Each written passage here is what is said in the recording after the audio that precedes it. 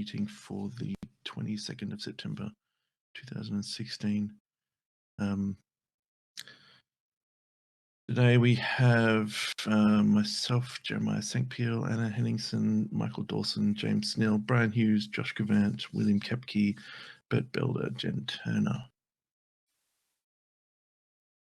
I think that's everyone. Okay,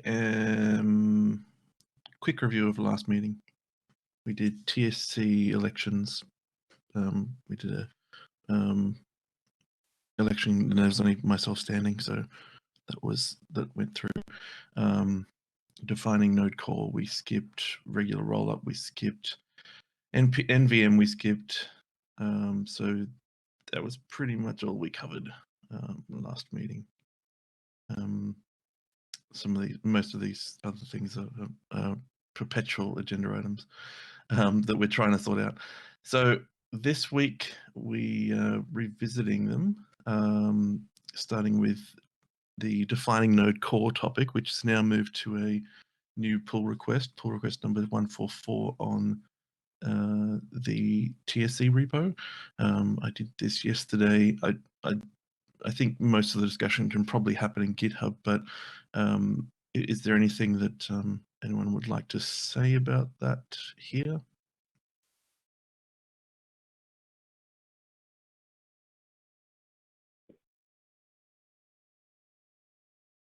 One small thing I was thinking about since I'd put the pull request in is that we need some way of talking about the fact that there are a lot more repos in the Node.js org than are mentioned in this document. So where do they fit? So we need some way of covering that activity. Just the language groups and all the other miscellaneous repositories that are not significant enough to mention. We need to say that the sorry. I just think that there's really nothing controversial about it. It's just a matter of working through the discussion on GitHub. So, I mean, there are definitely details to work out, but I think we can do that. Yep. So let's try and get closer to resolution by next meeting, hey? It might be novel to close this one out. I think probably put it in front of the board before we properly close it out, though. Okay, the next one is on the agenda is pull request number 142 on the TSC repo. This is revised membership rules by James. How are we going with this, James? Sorry, I haven't looked at it since my comment yesterday. I think the conversation on the thread's getting a little off topic, but this really was, intended just to define the rules for attendance here and clean up some of the other related issues regarding to attendance and membership. The conversation's going off a little bit of whether we even should still have a separation between CTC and TSC and some other things. It'd be great if we could just focus just on the membership and the attendance and do the other things separately. James, if I hear that, could we take out the modification of the membership criteria in the meantime then, or separate that into another PR? That's fine. We can do that later on today.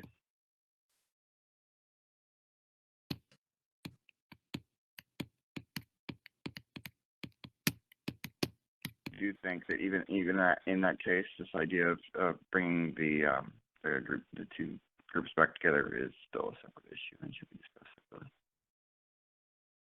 Yeah, makes sense.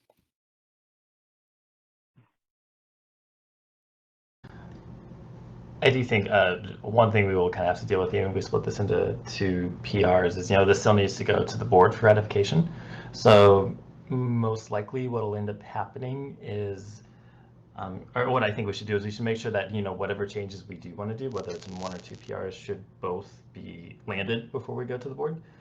Just because if we're having to have a lot of back and forth with the board, just because of scheduling, that will necessarily push this down the road quite a bit.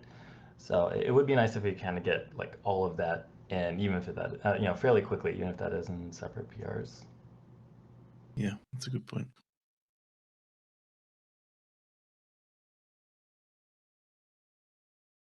But no, I agree. Let's attack the simple one as one PR, and then the more complex discussion is a separate one. But try and converge them at some point. Okay, that's fine. The next item, unless anyone wants to hold me up before I move on, next item is I'm not taking enough notes here. Sorry. The next item is request for foundation funds to get Jeremiah to San Fran for the ES modules meeting. So this was put there because we have to apparently pass a motion to dip into the funds that were made available for TSC travel. And we'd like to get Jeremiah to this ES modules meetings that are happening in San Francisco. Around San Francisco. So TC39 is meeting next week, and there's also a dedicated meeting for ES modules happening in a few days' time. And this was a request to try and get some money from the foundation to pay for that. Are there any questions or comments on this first? I'm definitely supportive of it. It'd be nice if we could, at some point in time, come up with a more formal process for this. Even this is like in the form of a document saying like, if you want to request funds, like these are the steps. Just sort of make those expectations like clear. I heard rumblings through the grapevine, so I mean, take this with a grain of salt. But I did kind of hear some rumblings about Node Interactive EU. That process was really opaque, and that there's some people who would have liked to have taken advantage of this and couldn't. So this has nothing to do with like this specific issue. Yeah, definitely in favor of it, but I think long term, it would be nice if we could sort of spell out the details a little more. Well, I mean, yeah, that's a good point. Having clarification here would definitely be good. The one thing that, from what I understand, is that the TSC's bucket of money for travel assistance is distinct from the foundation's bucket of money for travel assistance to conferences. The TSC actually has its own bucket that it administers. Is that correct, Rob? Well, yeah, it is. But at the last board meeting, there was discussion about rolling that back into general funds because we hadn't used it, which is going now to the finance committee. And we hadn't used it because this whole like how do we? No, actually, when we originally set it up, it was to for the TSC to get people to talk about Node, and we came up with this criteria about what people would need to do to talk about Node at conferences, and it was. We never really went out there and publicized it to anyone, and we never came up with a procedure for it. But it would be good if we unlocked it and were maybe a little bit more liberal about what we used it for. With regard to procedure, I don't know. I mean, I thought this would be an interesting first case to try and use it for something novel, but there's plenty of other places where it might be good for us to ship people around, even if it's not TSC members, but people that represent TSC interests, to move them around. Not limiting it to speaking engagements. I think that was the big problem with the initial one, was speaking engagements. You had to be talking about stuff that the TSC wanted you to talk about. It was very narrow.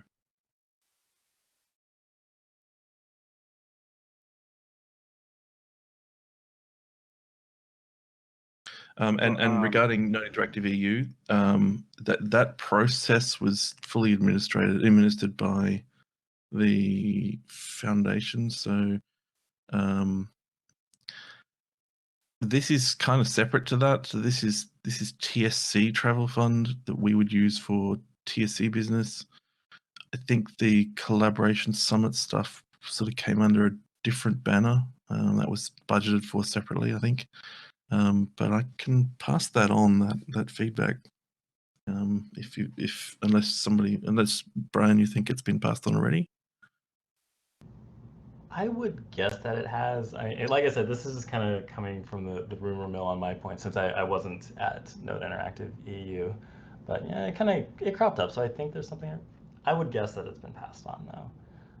I think what we can do to help, though, is, if we do detail this process, and I'm working on filing an issue right now for this, if we just even detail, say, like, hey, the TSC has these funds over here for these reasons, and then we can even have a blurb of, like, if you're looking for funding for some other thing, just point to, the foundation or something. But it's just, I think just if people know where to go and that it exists, I think that will make a big difference. Apparently, also the community fund that that Feroz was championing is still moving forward. He's just been a bit busy with other things, but there's been some evolution on that, and it's. I think we'll hear some news on that soon. So it hasn't gone away. Okay. That's another place for getting funds. Yeah. Good to know. I'll note that as well. I think in general it'd be nice if there was some increase in like finance talk. I know it's kind of a hard thing to say because finances are a closed door kind of thing, but like I don't even know what this community fund of Feroz's is. It's certainly been talked with the board, and I've vaguely heard about it from a board member, but I don't know what that entails. And I had never heard of this TSC fund. It's if it's not written down, then I won't find it. Yeah, no, I agree. I find this a little bit frustrating, and I've had an issue with it a couple of times. But every time we have to talk about money, it goes to the private meetings for the board, like literally anything to do with money, which is kind of weird. But it's apparently it's a thing because of the kind of organization we are. We have to do this stuff privately. So I don't know even what we can be public about. So I'll take a note here to talk in more general terms about getting more financial information. I do share a bit of stuff with the TSC privately when reporting on board meetings. So there is a little bit more information floating around, but again, most of it's kept private because apparently we're supposed to.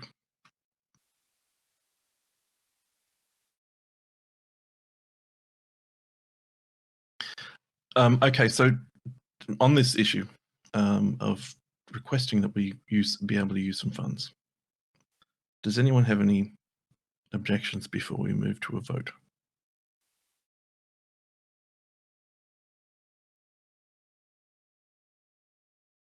Okay. So let's have a vote and see how we go. So for TSC members, which we have, how many have we got? 1, 2, 3, 4, 5. Can we get a vote in this chat panel or via audio if you don't have access to chat for approving a request for funds to get Jeremiah to these module meetings in San Fran? I should just like ask one thing first.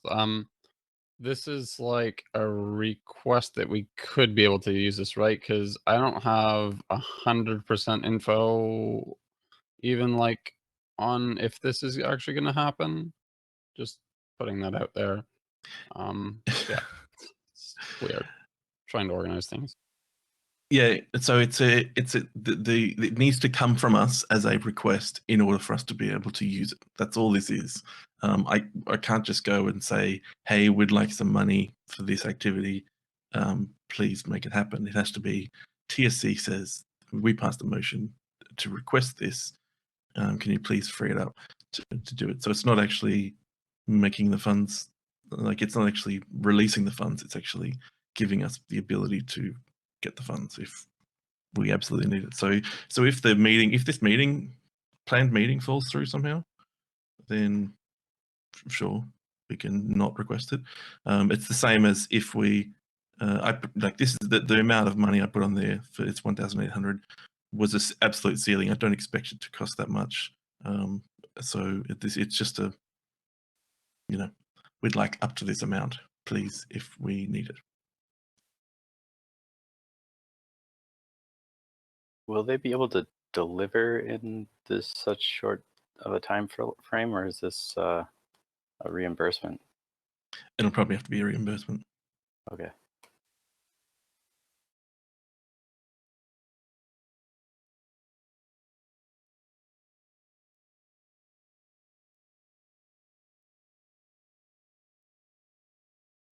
Okay. Can we have who else have we got?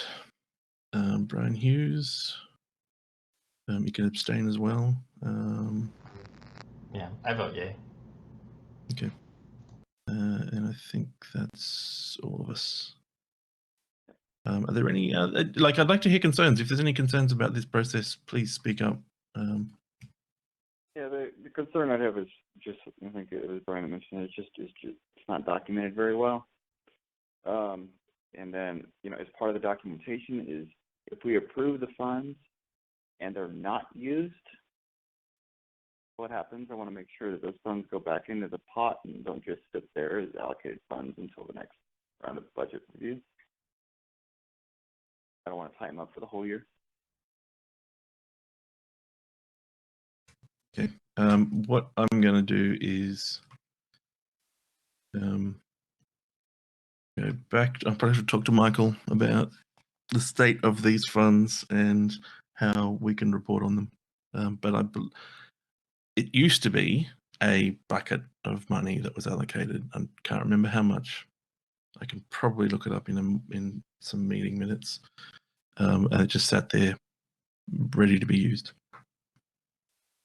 And if we used it, then it would come off that total and be reported through the finance committee. Yeah, I have no particular concerns actually. Jeremiah seems fairly important for this discussion, and let's not be. It's the first time too. Like we can't expect someone to really know procedures or whatever. The only thing that I find a little strange is it's really late. I mean, if you book a flight from Toronto to San Francisco now, it's going to cost you. Well, I'm not sure if 1,800 is even going to cut it. If you did it 2 weeks before, it would have been 400. Yeah, no, I know it was a last minute scramble, partly because of organizational matters, but also there was a challenge in getting funds internally from NodeSource to cover this. Direct flights are pretty much out of the question. Yeah, but connecting flights you can get pretty late. Actually, I've done it before, but yeah. Another piece of feedback here is I'm just an observer, so maybe the TSC has actually had the discussion of how much money is in this bucket. But I'm curious to know if voting on things like this would make a difference if $1,800 was 80% of the bucket. People might not think it's such a good idea. That is true.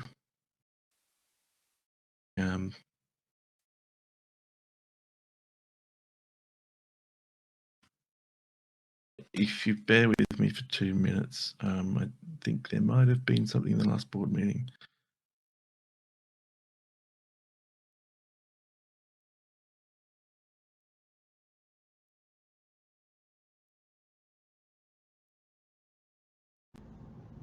Does anyone happen to know when the fiscal year ends for the Node Foundation? Not like in June or something? Off the top of my head, I don't, but I have a recollection that it might be tied to calendar year. I'll have to talk to Michael, but I was pretty sure it was June because that's when they do the membership reviews. Or were we getting it switched to calendar year? I don't remember anymore. I think the answer to the question there is no. Nobody knows. I'm not on the finance committee, and I'm finance stuff just does my head in. So this is not my good area. Yeah, me neither. The reason I ask, budgets usually tighten as the fiscal year ends. I think that's true of like every organization ever, basically. So going back to how much money's in the pot will depend on time of year as well. So it's just kind of curious.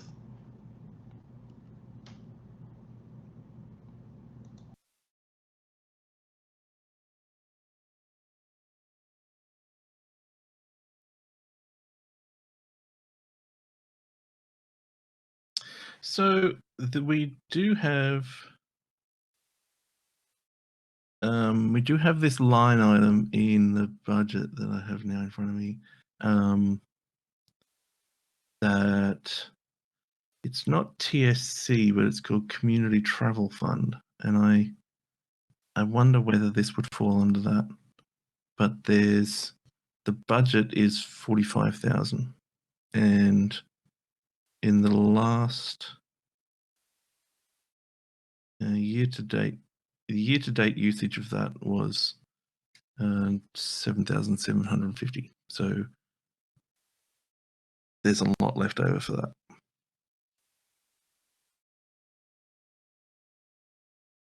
But that's I'm suspecting that may actually be a separate thing. That may be something that's for like collaborative summits.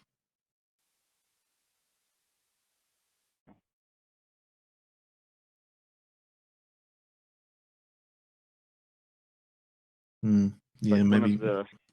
One of the things that was just pointed out was we actually had a very small number of committers at the Collaborative Summit in Amsterdam, and an idea of wanting to get a lot more of them there. So what would be the process for doing that in Austin?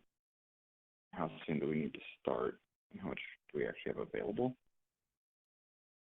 You know what? I think the thing about that is that if we want that to happen, then what we need is somebody to champion it on our end. Otherwise, it falls down to Michael to do and to do in both in terms of organizing the thing, or promoting it, dealing with travel schedules, all that sort of stuff.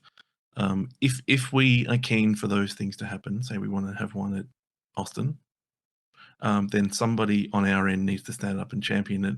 They need to promote it to the collaborators, and they need to come up with a process for freeing up funds for travel, and then work with the foundation to make that happen. Otherwise, it's going to fall onto Michael again, who is already stretched for time and is already, around Node Interactive is already much more interested in other things than organizing that. So that's the missing piece, I think.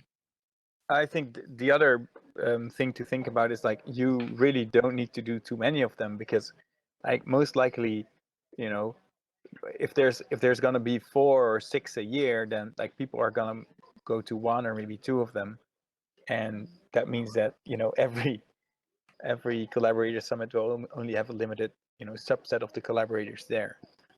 So either we decide that's okay, or you say, well, we do only 1 a year, and we plan it way in advance, and we try very hard to get everybody there at the same time.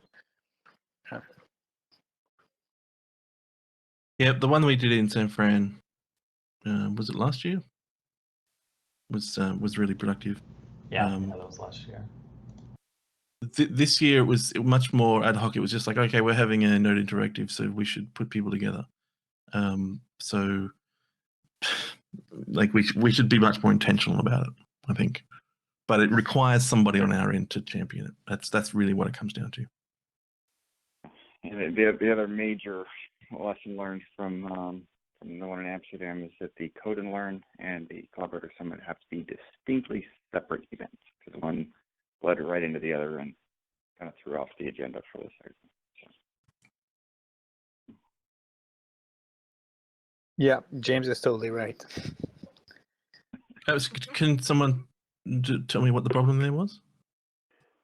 we had one room available, and we had the Code and Learn in the morning, and everyone that was at the Code and Learn stuck around, and it was very difficult for us to have the kind of get the individual teams together to focus on just the topics, like the BV folks and the streams folks to get together and talk about just the things they needed to talk about, because there was really nowhere to send them off to talk. So we ended up kind of doing an ad hoc kind of unconference session thing on Saturday. Then when we had a lot fewer people and primarily just the committers around on Sunday, that's when we were able to do kind of a round table and go through more productive issues. So we just need to make sure that those are two separate things, that there's a clear separation between them, and that we have different meeting places for each of them.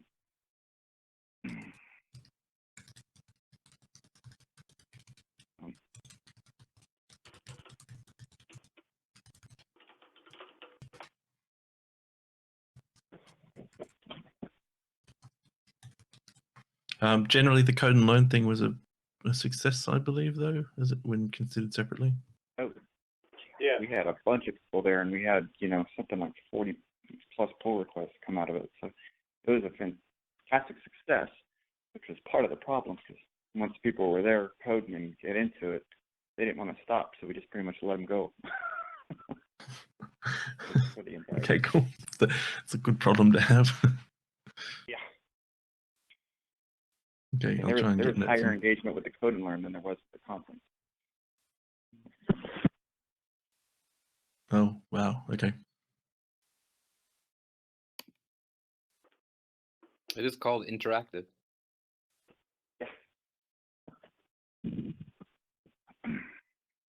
Look, so the next things we have on the agenda, I think we can probably skip. I've got some more notes to take in the document here.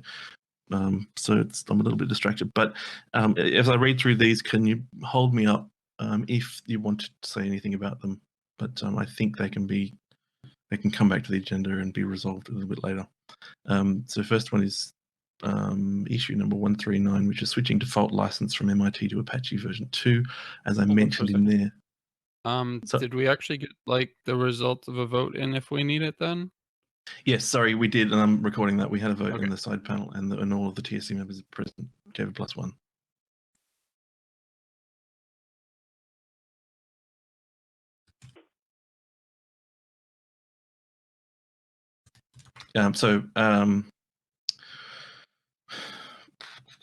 Yeah, this changing default license. So it went to the board. Board had a quick chat about it, but the board can't really make a stance here. They have to defer it to the legal committee so that they can get a stamp of approval.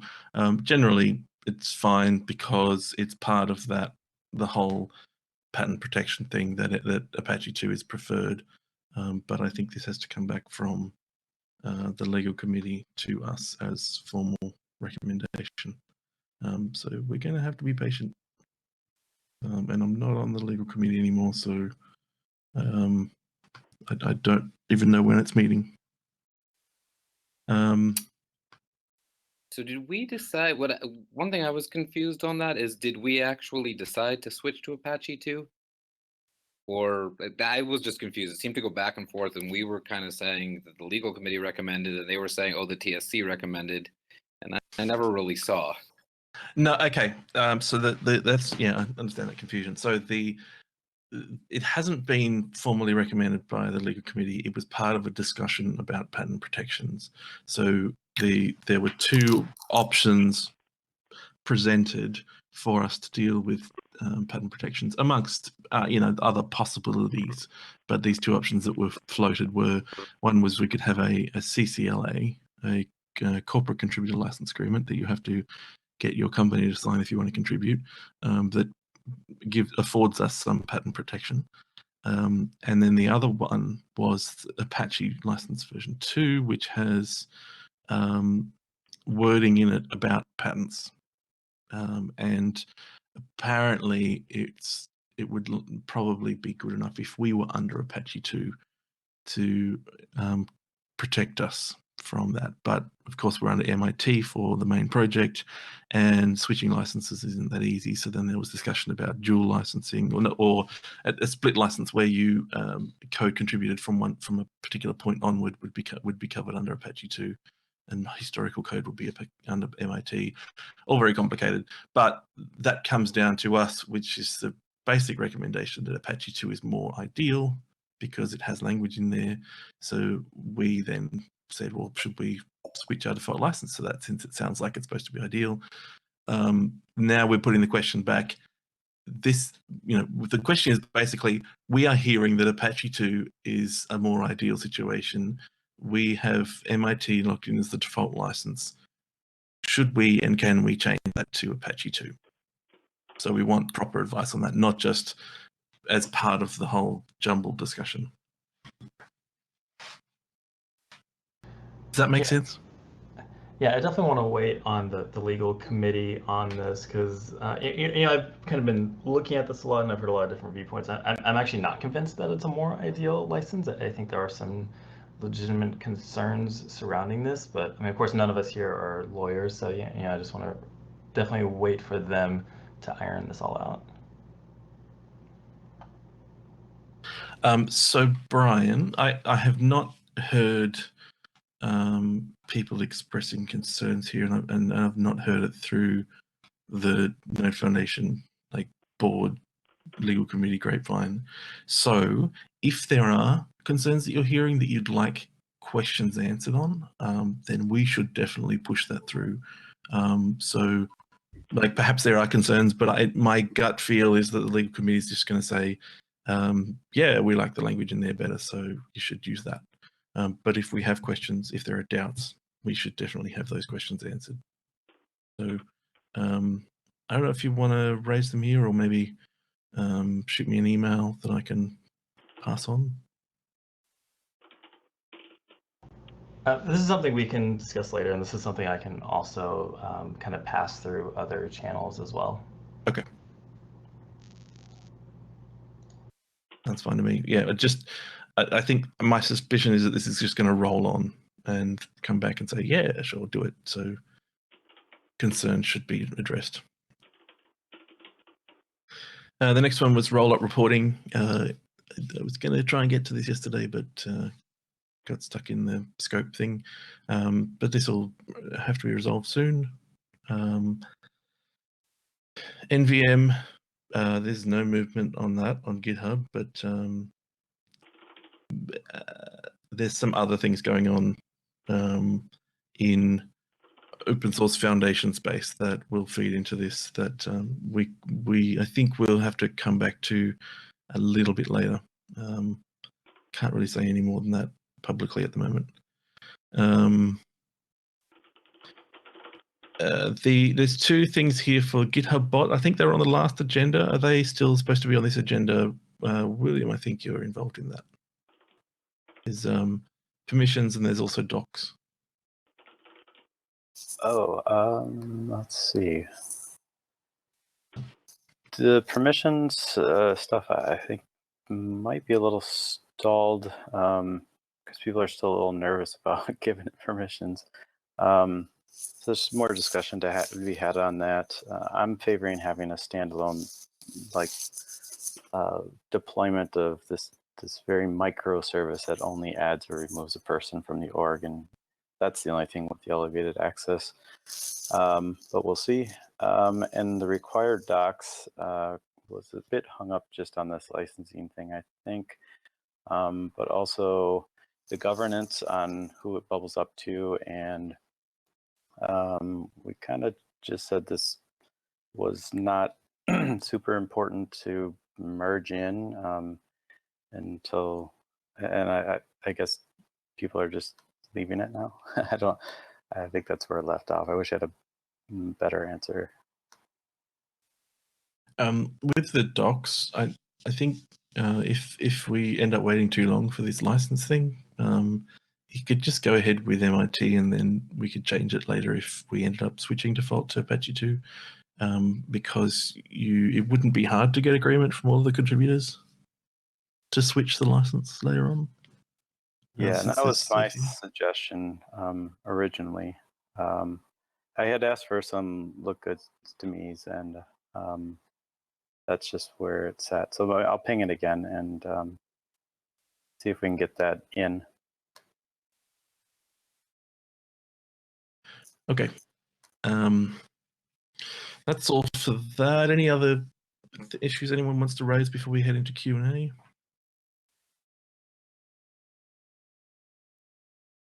Nope. Okay, so let's have public Q&A time. If anyone's listening on the stream and you have questions, please comment there on YouTube or in the issue in the TSC repo for this meeting, or even in IRC where a few of us are. So we'll have a couple of minutes while we wait for the stream to catch up and see if there's any questions.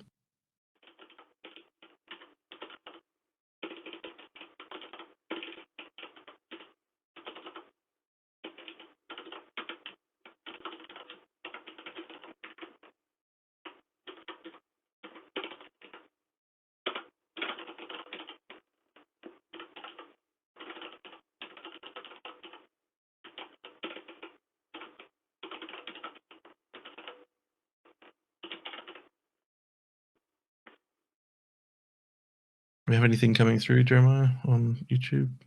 No. For what it's worth, there's only what, 3 people watching? Was only 2 when we asked. Okay, not seeing anything anywhere else. So let's move on.